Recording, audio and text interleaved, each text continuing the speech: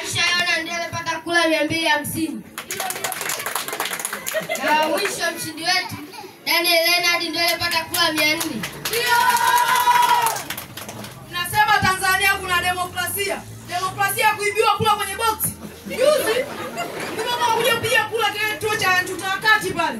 Nafika kwa boksi yangu kuna tobo chini nikala kula zangu zote. Kwa kula nipata nikuja nikana bibi yangu. Watoto 3, wake 2 pamoja na ex wangu. Nimeibiwa kula zote.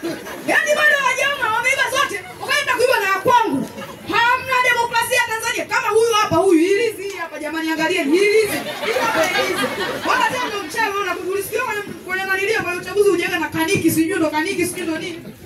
Na alipokuwa natoka na gari langu huko kwenye kile kituo cha tutakati pale.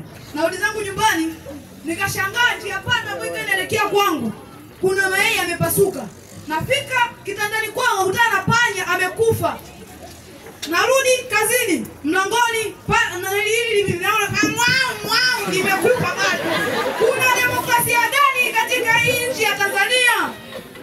Aikiwa katika eneo la tukio ambapo mgombea mmoja akataa matokeo. Mimi mtangazaji wako Jasmine Shauri wa MTV Daima Super Brand Afrika Mashariki. Asante sana Jasmine. Afisa misitu katika kata ya Mashujaa atoa elimu ya misitu katika kata hiyo. Aidha, afisa huyo alikumbana na maswali mazito kutoka kwa wananchi hao.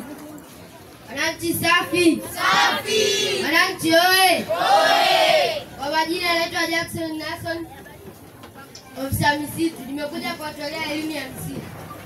Tunashauriwa kupanda miti na tusikate miti ili tupate hewa safi na kunyesha kwa mvua kwa wingi. Mpaka sasa tunaona mvua ina sita kwa sababu tunakata miti sana. Tunatoa ushauri. Ukikata miti shambani kwako, utaanza kuchoma. Choma, usishome sehemu ambayo hutakiwi kuichoma. Unaweza kuuliza wenye maswali.